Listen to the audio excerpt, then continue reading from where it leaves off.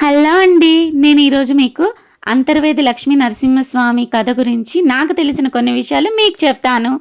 అలాగే నా ఏటీఎం 1009 ఛానల్ని లైక్, షేర్ అండ్ సబ్స్క్రైబ్ చేయండి. అంతర్వేది లక్ష్మీ నరసింహస్వామి ఆలయం ఆంధ్రప్రదేశ్లోని తూర్పుగోదావరి జిల్లా గోదావరి నది సముద్రం కలిసే ప్రదేశంలో ఉంది. ఈ ప్రాంతాన్ని దక్షిణ కాశీ అని కూడా అంటారు. అంతర్వేది చాలా పవిత్రమైన క్షేత్రం. ఇక్కడ లక్ష్మీ నరసింహస్వామి భక్తులను రక్షించే దేవుడిగా పూజించబడతాడు. ఈ క్షేత్రానికి సంబంధించిన కథ చాలా ఆసక్తికరంగా ఉంటుంది. పురాణాల ప్రకారం ఒకప్పుడు రక్త విలోచనుడు అనే రాక్షసుడు ఉండేవాడు. అతను గొప్ప తపస్సు చేసి పరమేశ్వరుని నుండి ఒక వరం పొందాడు. ఆ వరం ఏమిటంటే అతని రక్తం నేలపై పడితే ఆ రక్తం నుంచి ఇంకో రక్తసురుడు పుట్టాలని. ఈ వరం వల్ల అతను చాలా అహంకారిగా మారాడు. దేవతలను, ఋషులను, ప్రజలను చాలా బాధ పెట్టాడు. రాక్షసుడు బాధలు తట్టుకోలేక దేవతలు మరియు ఋషులు కలిసి భగవంతుడు విష్ణువుని ప్రార్థించారు. అప్పుడు విష్ణుమూర్తి నారసింహ అవతారం తీసుకొని రాక్షసుని సంహరించడానికి వచ్చాడు. లక్ష్మీ నరసింహస్వామి మరియు రక్త విలోచని మధ్య భయంకరమైన యుద్ధం జరిగింది. కానీ సమస్య ఏమిటంటే స్వామి రాక్షసుని గాయపరిచిన ప్రతిసారి రక్తం నేలపై పడేది. ఆ రక్తం పడిన ప్రతిసారి కొత్త రాక్షసుడు పుట్టేవాడు. దాంతో యుద్ధం చాలా కఠినంగా మారింది. అసురుడాంబికాదేవి సహాయం. అశ్వరూఢాంబికాదేవి అవతారం ఎలా జరిగిందంటే దేవతలు పార్వతీదేవిని ప్రార్థించారు. అప్పుడు పార్వతీదేవి అశ్వరూఢాంబిక రూపంలో అవతరించింది. ఆమె గుర్రంపై అంటే అశ్వంపై కూర్చొని వచ్చింది. అందుకే ఆమెను అశ్వరూఢాంబిక అని పిలిచేవారు. యుద్ధం జరుగుతున్నప్పుడు రాక్షసుని రక్తం నేలపై పడక ముందే అశ్వరూఢాంబికాదేవి తాగింది. దాంతో కొత్త రాక్షసులు పుట్టకుండా ఆపింది. ఈ విధంగా లక్ష్మీ నరసింహస్వామికి సహాయం చేసి రాక్షసుని పూర్తిగా సంహరించింది. అది ఎలా అంటే దేవి సహాయంతో లక్ష్మీ నరసింహస్వామి చివరకు రక్త విలోచనని పూర్తిగా సంహరించాడు. అలా దేవతలు మరియు ఋషులను రక్షించాడు. ఆ తర్వాత మహర్షి వశిష్ఠ ఈ పవిత్ర ప్రదేశంలో యజ్ఞం చేసి లక్ష్మీ నరసింహస్వామి విగ్రహాన్ని ప్రతిష్ఠించాడు. ఆ ప్రాంతంలో గోదావరి నది సముద్రం కలిసే దగ్గర ఉండటంతో ఆ ప్రదేశాన్ని అంతర్వేది అని పిలిచేవారు. రాక్షసుడు చనిపోయిన తర్వాత దేవతలు చాలా సంతోషించారు. అప్పుడు నారసింహస్వామి మరియు దేవతలు కలిసి అశ్వరూఢాంబికాదేవిని స్తుతించారు. ఆమె రక్షక దేవతగా పూజించడం ప్రారంభించారు. అంతర్వేది దగ్గర అశ్వరూఢాంబికాదేవికి కూడా ప్రత్యేక పూజలు జరుగుతాయి. భక్తులు ఆమెను ధైర్యం, రక్షణ ఇచ్చే దేవిగా భావిస్తారు. అసలు అంతర్వేది అని పేరు ఎలా వచ్చిందంటే ఈ ప్రదేశం గోదావరి నది మరియు సముద్రం మధ్యలో ఉంది. అందుకే దీనిని అంతర్వేది అంటారు. నదుల మధ్య ఉన్న యజ్ఞవేదిక అని కూడా పిలుస్తారు. అసలు అంతర్వేదికి దక్షిణ కాశీ అని పేరు ఎలా వచ్చిందంటే గోదావరి నది సముద్రం కలిసే ప్రదేశంలో చాలా పవిత్రంగా భావిస్తారు. అక్కడ స్నానం చేస్తే పాపాలు పోతాయని నమ్మకం ఉంది. అందుకే అంతర్వేదిని దక్షిణ కాశీ అని కూడా పిలుస్తారు. ఈ ఆలయంలో ప్రతి సంవత్సరం పెద్ద ఉత్సవాలు జరుగుతాయి.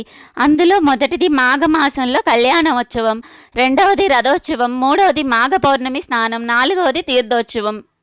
రోజుల్లో వేలాది మంది భక్తులు వచ్చి స్నానాలు చేసి దర్శిస్తారు. అంతర్వేది రథోత్సవం గురించి నాకు తెలిసిన కొంత కథ మీకు చెప్తాను. ఈ రథోత్సవం అంతర్వేది లక్ష్మీ నరసింహస్వామి టెంపుల్లో ప్రతి సంవత్సరం మాఘమాసంలో ఎంతో ఘనంగా జరుగుతుంది. వేలాది మంది భక్తులు వచ్చి లక్ష్మీ నరసింహస్వామిని దర్శిస్తారు. అది ఎందుకంటే పురాణాల ప్రకారం ఒకసారి దేవతలు మరియు ఋషులు కలిసి నరసింహస్వామిని ప్రార్థించి ఇలా కోరారు: స్వామి, మీరు ఆలయంలో మాత్రమే ఉండకుండా భక్తులందరికీ దర్శనమివ్వాలి. అప్పుడు స్వామి అంగీకరించాడు. అందుకే సంవత్సరంలో ఒకసారి స్వామిని పెద్ద రథంపై ఊరేగింపుగా తీసుకెళ్తారు. దీనినే రథోత్సవం అంటారు. రథోత్సవం ఎలా జరుపుకుంటారంటే ముందుగా ఆలయంలో ప్రత్యేక పూజలు జరుగుతాయి. తర్వాత స్వామిని మరియు అమ్మవారిని అందంగా అలంకరిస్తారు. తర్వాత వారిని పెద్ద చెక్క రథంపై కూర్చోబెడతారు. వేలాది మంది భక్తులతో కలిసి రథాన్ని తాడుతో లాగుతారు. భక్తులు రథాన్ని లాగితే తమ కోరికలు నెరవేరుతాయని నమ్మకం ఉంది. రథోత్సవ ప్రత్యేకత: ఈ రథం చాలా పెద్దది మరియు అందంగా ఉంటుంది. రథం కదిలేటప్పుడు భక్తులు జై నరసింహ గోవిందా గోవిందా అని నినాదాలు చేస్తారు. ఆ రోజు మొత్తం గ్రామం అంతా పండగ వాతావరణంలా మారుతుంది. రథోత్సవం పూర్తయ్యాక స్వామిని తిరిగి ఆలయంలోకి తీసుకువెళ్తారు. తర్వాత తీర్థోత్సవం మరియు ఇతర పూజలు జరుగుతాయి. గోదావరి నది సముద్రంలో కలిసే ప్రదేశాన్ని సంగమం అంటారు. ఇది అంతర్వేది లక్ష్మీ నరసింహస్వామి టెంపుల్ దగ్గర ఉంటుంది. ఈ సంగమం చాలా పవిత్రంగా భావిస్తారు. పురాణాల ప్రకారం మహర్షి వశిష్ఠ ఈ ప్రాంతంలో యజ్ఞాలు చేసి దేవతలను ప్రార్థించారు. అప్పుడు భగవాన్ విష్ణు ఆశీర్వాదంతో గోదావరి నది సముద్రంలో కలిసి ఈ ప్రదేశం పవిత్ర తీర్థంగా మారింది.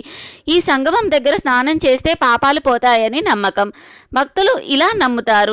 సంగమంలో స్నానాలు చేస్తే పాపాలు తొలగుతాయని, పితృదేవతలకు తర్పణాలు చేస్తే వారికి శాంతి లభిస్తుందని, ఆరోగ్యం ఐశ్వర్యం కలుగుతుందని, అందుకే వేలాది మంది భక్తులు మాఘమాసంలో ఇక్కడికి వస్తారని, మాఘ పౌర్ణమి రోజున సంగమంలో స్నానం చేయడం వల్ల పవిత్రత కలుగుతుందని, ఆ రోజు భక్తులు ఉదయాన్నే సంగమంలో స్నానం చేసి తర్వాత లక్ష్మీ నరసింహస్వామిని దర్శించుకుంటారు. పూజలు చేసి తమ కోరికలను కోరుకుంటారు. ఉత్తర భారతదేశంలో వారణాసి ఎంత పవిత్రమో దక్షిణ భారతదేశంలో అంత పవిత్రమైన క్షేత్రంగా అంతర్వేదిని భావిస్తారు. అందుకే దీనిని దక్షిణ కాశీ అని కూడా పిలుస్తారు. ఒకప్పుడు మహర్షి గౌతమ తన ఆశ్రమంలో తపస్సు చేస్తూ ఉండేవాడు. అతను చాలా మంచి ఋషి. అతని ఆశ్రమంలో ఎప్పుడూ ధర్మము మరియు యజ్ఞాలు జరుగుతుండేవి. ఒకసారి అక్కడ తీవ్ర కరువు వచ్చింది. కానీ గౌతమ మహర్షి తపస్సు వల్ల అతని ఆశ్రమంలో మాత్రం పంటలు పండుతాయి. ఇవి చూసి కొంతమంది ఋషులకు అసూయ పడుతుంది. ఆ ఋషులు కలిసి ఒక కుట్ర చేశారు. వారు ఒక గోవును మాయగా సృష్టించి గౌతమ మహర్షి పొలానికి పంపారు. గౌతమ మహర్షి ఆ గోవును వెళ్ళగొట్టడానికి ఒక చిన్న కర్రతో తాకాడు. వెంటనే ఆ గోవు ఆ ఆవు చనిపోయినట్లు పడిపోతుంది. ఆవు చనిపోవడం వల్ల చాలా పెద్ద పాపంగా భావిస్తాడు. అందుకే ఇతర ఋషులు గౌతమ మహర్షిని నిందిస్తారు. తన పాపాలు చేశారని భావించి గౌతమ మహర్షి తీవ్ర తపస్సు చేసి పరమేశ్వరుణ్ణి ప్రార్థిస్తాడు. అప్పుడు పరమేశ్వరుడు అతనికి ఇలా చెప్తాడు: నువ్వు గంగాదేవిని భూమి మీదకు తీసుకువస్తే నీ పాపాలు పోతాయి అని. గౌతమ మహర్షి కఠినంగా తపస్సు చేసిన తర్వాత గంగాదేవి అక్కడ ప్రవహించడం ప్రారంభించింది. అదే తర్వాత గోదావరి నదిగా ప్రసిద్ధి చెందింది. అందుకే గోదావరి నదిని గౌతమి గోదావరి అని కూడా పిలుస్తారు. గోదావరి నది భారతదేశంలో రెండో పెద్ద నది. ఈ పవిత్రమైన నది మహారాష్ట్రలోని నాసిక్ దగ్గర ఉన్న త్రయంబకేశ్వర పర్వత ప్రాంతాలలో పుడుతుంది. ఈ ప్రదేశం బ్రహ్మగిరి పర్వతం దగ్గర ఉంటుంది. ఆ ప్రదేశంలో ప్రసిద్ధి చెందిన దేవాలయం ఉంది. ఇది పరమేశ్వరుని యొక్క 12 జ్యోతిర్లింగాలలో ఒకటి త్రయంబకేశ్వరం. గోదావరి నది ఈ రాష్ట్రాల ద్వారా ప్రవహిస్తుంది. మహారాష్ట్ర నుంచి తెలంగాణ నుంచి ఆంధ్రప్రదేశ్ చివరికి సముద్రంలో కలిసిద్ది. అదేనండి, బంగాళాఖాతంలో కలిసిద్ది. ఇది నాకు తెలిసిన కదండి. దీంట్లో ఏమైనా తప్పులుంటే నన్ను క్షమించండి. అలాగే నా ATM 1009 ఛానల్ని లైక్, షేర్ అండ్ సబ్స్క్రైబ్ చేయండి.